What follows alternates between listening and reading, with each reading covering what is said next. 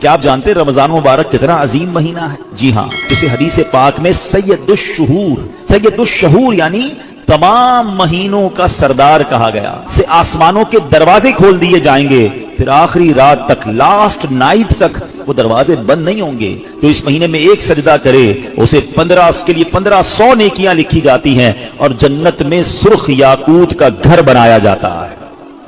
अल्लाह अकबर। समझ आ रही है बात? एक सजदे पर 1500 नेकियां और एक ही सजदे पर सुर्ख याकूत का जन्नत में घर। अब सोचें जो नफल पढ़ते हैं, जो पूरी तरावी पढ़ते हैं, हर सजदे पर क्या कुछ हासिल कर रहे हैं। उन्हें सोचना चाहिए जो तरावी में सुस्ती कर जाते हैं, नवाफिल में सुस्ती करते हैं। दिल पर चोट करने के लिए एक जुमला कह देता हूं, बाकी फिर आगे चलते हैं, कि अगर यह कह दिया जाए कि माह रमजान में जो जितने सजदे करेगा उसे उतने 1000 रुपए मिलेंगे, फिर बताएं कितने सजदे करेंगे? अच्छा जनाब, जो माह रमजान में पूरी तरावी पड़ेगा उसे जनाब कोरंगी की एक बड़ी सोसाइटी में एक प्लॉट दिया जाएगा, 20 रकात पूरी पढ़े। बंदा के 20 के बाद कहेंगे कुछ और भी पढ़ लेता हूं, एक पूरा प्लॉट मिल जाएगा हर सजदे पर। कराची में नहीं, पाकिस्तान के पोश एरिया में नहीं, जन्नत में सुर्ख याकूत का घर दिया जा रहा है। तो कितने सजदे करने चाहिए रमजान में? वारे न्यारे हो गए ना, इतना आसान। सुभान अल्लाह। और सुनो, वो महीना आ रहा है कि जो माह रमजान का पहला रोजा रखता है इसके पिछले गुनाह माफ कर दिए जाते हैं। सुबह से शाम तक 70,000 फरिश्ते उसके लिए दुआए मगफिरत करते हैं। आज दुनिया में पता है, हम किसी बड़े बुजुर्ग शख्सियत को ढूंढ रहे होते हैं, किसी आलिम दीन से प्यार होता है, किसी पीर साहब से मोहब्बत होती है, बंदा कहता है जाके यार इनसे दुआ करवा लूं, मेरा काम हो जाएगा। अल्लाह के फरिश्ते, और वो भी कितने, 70,000 सुबह से शाम तक रोजादार के लिए दुआएं कर रहे हैं। सुभान अल्लाह। जिसमें नफल का सवाब फर्ज के बराबर, फर्ज का सवाब 70 गुना बढ़ा दिया जाएगा। रमजान मुबारक की जब पहली रात आती है, अल्लाह पाक इस उम्मत की तरफ नजर रहमत फरमाता है, और जिस पर अल्लाह नजर रहमत फरमाए उसे कभी अजाब ना देगा। इससे पता क्या पता चल रहा है? 2-3 बातें आ गई हैं कि पहली रात बड़ी इंपॉर्टेंट है। आखिरी रात तो है ही इंपॉर्टेंट, वो बाद में बताऊंगा, मगर चूंकि अभी पहली रात आने वाली है ना, first night of Ramzan is very important. आपने सुना उस रात हमें ये 2 रकतें पढ़नी है, फिर फरमाया इस रात अल्लाह जिस पर नजर रहमत फरमाएगा उस पर कभी अजाब नहीं होगा। और फिर क्या फरमाया? पहली रात आसमानों के दरवाजे खोल दिए जाते हैं। सुभान अल्लाह। तो ये खास रात है। फरमाया इस मुबारक महीने में बख्शिश के परवाने बांटे जाएंगे। कौन सा वक्त बड़ा सेंसिटिव है? ये इफ्तार का वक्त है ना, ये बड़ा सेंसिटिव है, बड़ा हसास, बड़ा खूबसूरत वक्त है। हदीस पाक में आता है जिसका मजमून है हर रोज इफ्तार के वक्त 10 लाख गुनाहगारों की बख्शिश की जाएगी। और इस मुबारक महीने में जब जुमे आएगा ना, रमजान में जितने जुमे होंगे, फरमाया तब तो वारे न्यारे हो जाएंगे। जुमेरात की मगरिब से लेकर गुरूब आफ्ताब से जुमे के गुरूब आफ्ताब तक, ये जो 24 आवर्स हैं, ये जो दिन रात है, फरमाया हर घड़ी में 10-10 लाख गुनाहगार जहन्नम से आजाद कर दिए जाते हैं। और वो भी कौन से? जिन पर जहन्नम वाजिब हो चुकी थी, गुनाहों की वजह से जिन पर जहन्नम वाजिब हो गई, वो गुनाहगार बख्शे जाएंगे। अल्लाह अकबर। अब सोचो ये रमजान कैसा महीना है, इसकी कितनी खुशी होनी चाहिए, कितनी प्रिपरेशन होनी चाहिए। इफ्तार का वक्त तो इतना नाजुक वक्त है कि 10 लाख बख्शे जा रहे हैं। हम इफ्तार में किस काम में लगे रहते हैं? भाई समोसे आगे के नहीं आए, पकोड़े आगे के नहीं आए, शरबत कहाँ है, दही बल्ले कहाँ है, फला चीज कहाँ है, घर में एक अफरा तफरी मची होती है।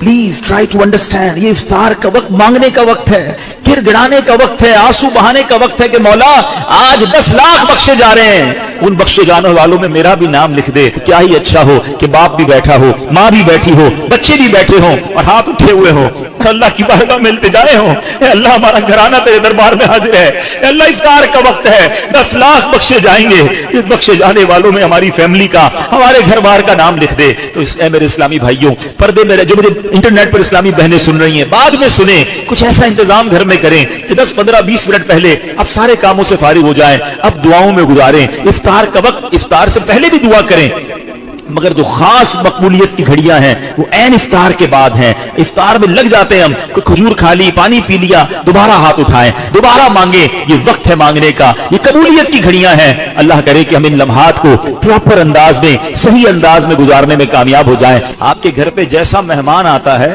आप वैसी तैयारी करते हैं ना?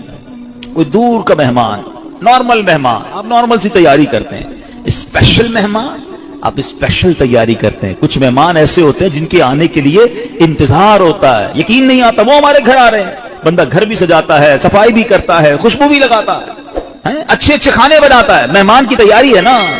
تو رمضان یہ رب کی طرف سے ہمارے لیے مہمان آ رہا ہے، ہماری بخشش کروانے آ رہا ہے. ہمیں اپنے آپ کو سجانا ہے، اپنے کردار کو سجانا ہے. اپنی صحت کا بھی اس لیے خیال رکھو کہ میں اب ایسے الٹے سیدھے کھانے نہ کھاؤں رمضان سے پہلے. پتہ ہے جس کی شادی ہونے والی ہوتی ہے تو دولہے کو لوگ کہتے ہیں بھائی ذرا خیال رکھنا، شادی والے دن ہی بیمار مت ہو جانا.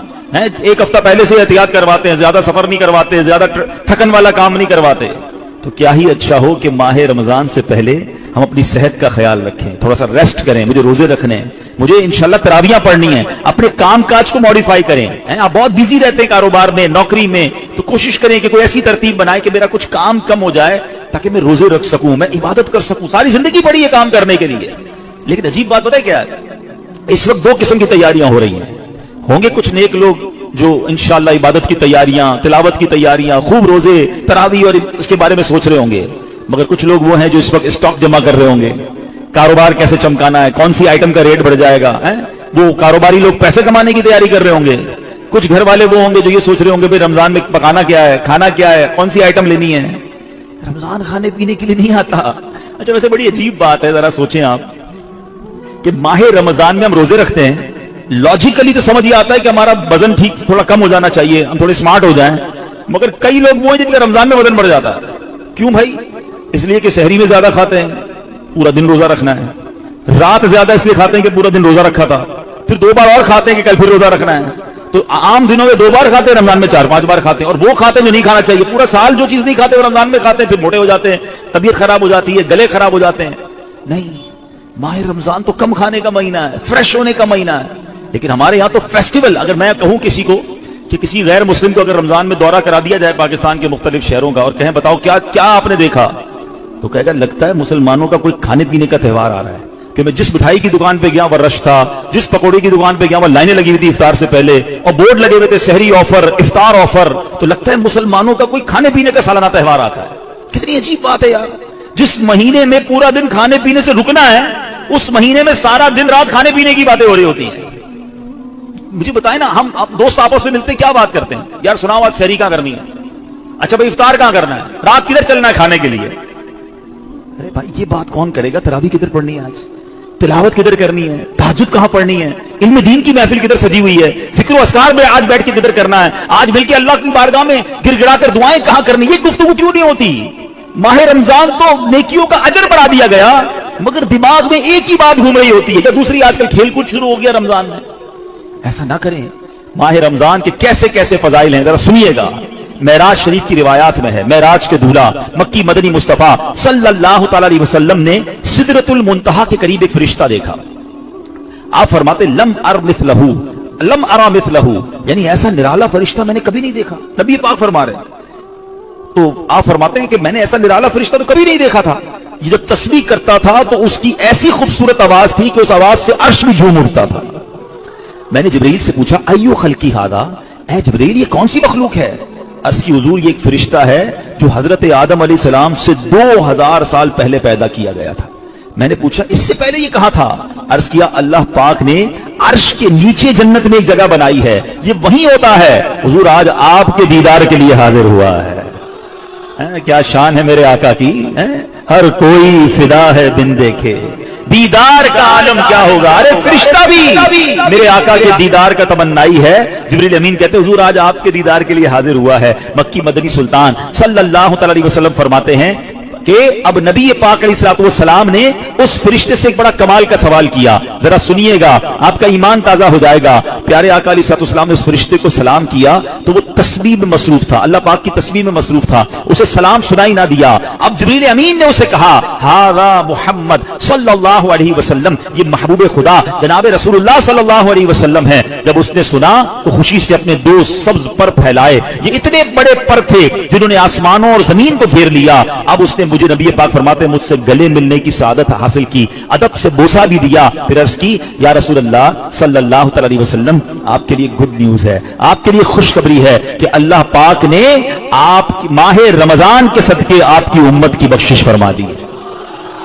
اس فرشتے نے نبی پاک کو خوشخبری عرض کی کہ حضور آپ کی امت کو اللہ نے ماہ رمضان کے صدقے بخش دیا ہے. سبحان اللہ. نبی ہاشمی صلی اللہ علیہ وسلم مزید فرماتے ہیں اس فرشتے کے سامنے 2 صندوق رکھے ہوئے تھے جن پر ہزاروں تالے لگائے ہوئے تھے. میں نے پوچھا ان صندوقوں میں کیا ہے؟ اس فرشتے نے عرض کی ان صندوقوں میں آپ کی امت کے روزہ داروں کے لیے جہنم سے آزادی کے پروانے ہیں. آئے ہائے، ہماری آمد ہماری مغفرت کا انتظام پہلے ہی رب نے فرما دیا ہے. کاش ہم ماہ رمضان کے قدردار بن جائیں. اے گناہگاروں تمہاری سمجھ لو بات بن آئی ہے. عاصیوں کی مغفرت کا لے کر آیا ہے پیام. جھوم جاؤ مجرموں رمضان ماہ غفران ہے. بھائیوں بہنوں کرو سب نیکیوں پر نیکیاں. پڑ گئے دوزخ پہ تالے قید میں شیطان ہے. اللہ اکبر. تو اے میرے پیارے اسلامی بھائیوں یہ اس قدر مبارک مہینہ ہے کہ اللہ کریم اس مہینے میں رحمتوں اور برکتوں کے دروازے کھول دیتا ہے. اس مہینے میں مغفرتوں کے انتظام ہو گئے ہیں. اللہ کرے کہ ہم ماہ رمضان کی قدر کرنے والے بن جائیں. رب عز و جل قرآن مجید میں اس ماہ مبارک کے بارے میں فرماتا ہے. ماہ رمضان کی آپ اہمیت کا اندازہ اس بات سے بھی لگائیں کہ پورے قرآن میں صرف ایک ہی مہینے کا ذکر ہے اور وہ مہینہ کون سا ہے؟ وہ مہینہ ماہ رمضان ہے. اللہ قرآن میں فرماتا ہے بسم اللہ الرحمن الرحیم شہر رمضان الذی انزل فیہ القرآن ھدی للناس وبینات من الھدی والفرقان فمن شہد منکم الشہر فلیصم. ترجمہ کنز العرفان. رمضان کا مہینہ ہے جس میں قرآن نازل کیا گیا جو لوگوں کے لیے ہدایت اور رہنمائی ہے اور فیصلے کی روشن باتوں پر مشتمل ہے. تو تم میں جو کوئی یہ مہینہ پائے تو ضرور اس کے روزے رکھے. سبحان اللہ. اے میرے پیارے اسلامی بھائیوں رمضان کا مہینہ کیا خوبصورت فرمایا کہ جو اس مہینے کو پائے وہ روزے رکھے. پیارے اسلامی بھائیوں رمضان المبارک کی شان کیسی ہے. یہ مہینے جس کو بھی رمضان ملتا ہے نا اس کو گویا لاٹری لگتی ہے. میں آپ کو واقعہ سناتا ہوں. بہت امیزنگ واقعہ ہے. پیارے آقا علیہ السلام کی بارگاہ میں حضرت بہت اچھے بڑے صحابی ہیں بلند مرتبہ صحابی ہیں حضرت طلحہ بن عبید اللہ رضی اللہ عنہ فرماتے ہیں کہ ایک مرتبہ 2 شخص نبی پاک کی بارگاہ میں ایک ساتھ آئے. دونوں نے کلمہ پڑھا صحابی ہونے کا درجہ حاصل کر لیا. بڑے نیک اور پرہیزگار تھے اور ان میں سے ایک عبادت اور ریاضت میں بہت زیادہ محنت کرتے تھے. جو زیادہ عبادت گزار تھے یہ ایک مرتبہ ایک غزوے میں شریک ہوئے اور شہید ہو گئے. جہاد میں گئے اور شہید ہو گئے اور 1 سال بعد دوسرے جو صحابی تھے ان کا بھی انتقال ہو گیا. ٹھیک ہے. حضرت طلحہ فرماتے ہیں ان دونوں کے دنیا سے جانے کے بعد ایک رات میں نے خواب میں دیکھتا ہوں کہ میں جنت کے دروازے پر کھڑا ہوں. یہ دونوں صحابی رسول اللہ موجود ہیں. اتنے میں جنت کے اندر سے کوئی باہر آیا. وہ صحابی جن کا انتقال 1 سال بعد ہوا تھا انہیں لے کر جنت میں چلا گیا. تھوڑی دیر